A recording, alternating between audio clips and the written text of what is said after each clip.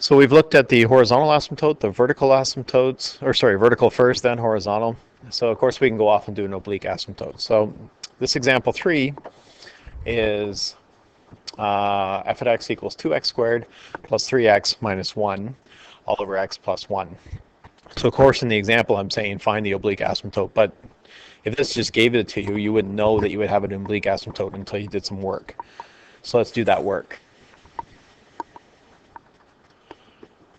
First we would check the degree of the top, or the numerator, which in this case is 2.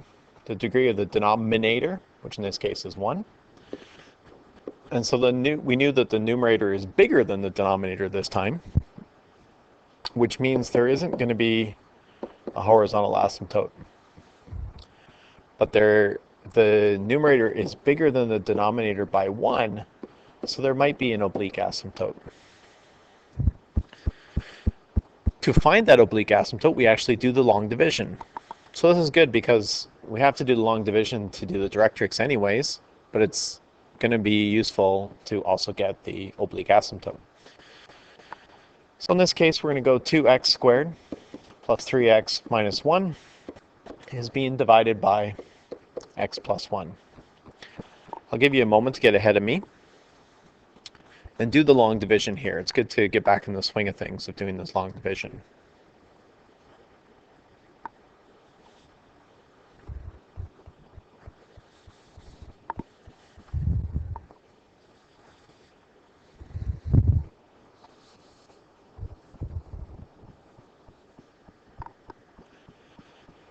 So if you recall the steps for long division, what number do you multiply by x to get 2x squared?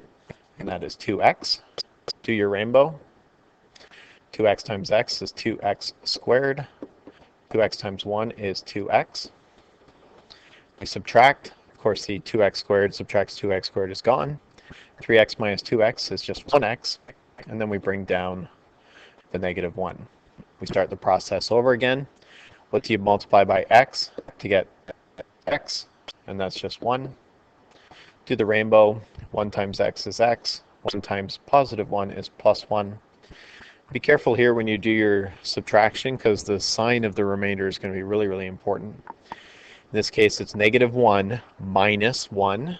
So negative 1 minus 1 gets colder is negative 2.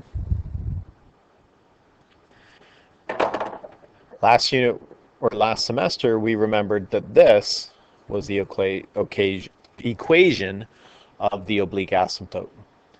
We really didn't care about the remainder before, but now the remainder is going to be really helpful because we'll need to find the directrix.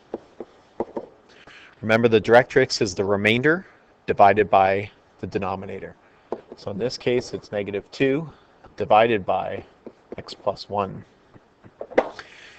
On oblique asymptotes, we can't put in negative and positive infinities and do the tests on the original function, but we can do those tests on the directrix. So we'll do the limit as x approaches negative infinity. I like to do the negative one first. So negative infinity on the directrix, and the limit as x approaches positive infinity on the directrix. You put in negative infinity, we get, of course, the negative 2 is not affected by the x. But when you put in a negative huge number in here and we add 1, that add 1 is not going to do much.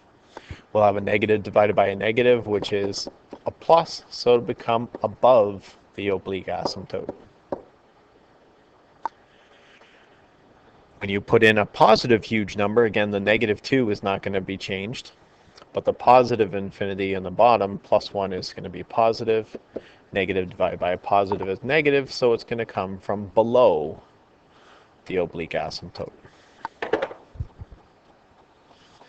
So if I take all this information, and if I was just looking at the behavior of the asymptotes,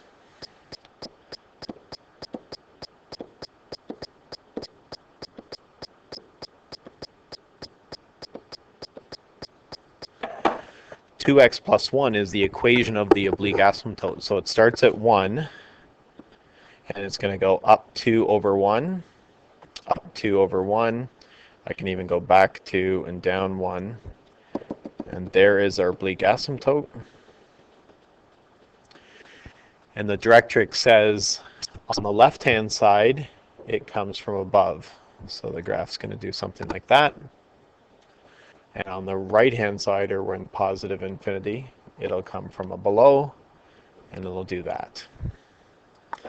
And this is all information that we didn't have before last unit when we were doing these sketches.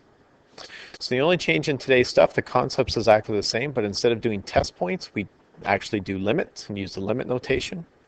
And we have the directrix in order to find out when asymptotes are not at simple spots.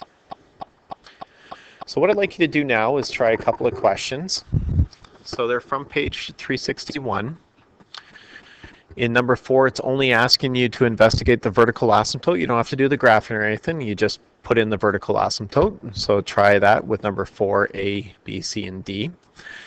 And I asked this question, why is D so special? Why is the last one in this question so special? Number 5, does the horizontal asymptote only find the horizontal asymptote, just like we did in example 2? And again, I'm curious about why D is special. There's a little note here, you'll see that C is wrong in the back. Okay.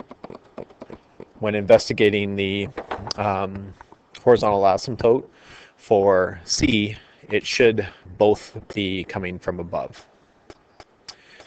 Number 6 is more practice on vertical and horizontal asymptotes, so you can do those pretty quickly, or maybe move on to an oblique asymptote. And oblique asymptotes are investigated in number 7. Once you do a little bit of practice of this, I want you to go back and now redo sketches A and C from your review. Except now when you do the sketches, instead of doing test points, you can do the limit stuff. The sketches will end up being the same, but your notation or your math that you show will be a little bit different, because you can actually describe now the asymptotes using the limiting notation. That'll get us set up, and then we'll look at more ways that calculus can help make our sketches more accurate in the next couple days.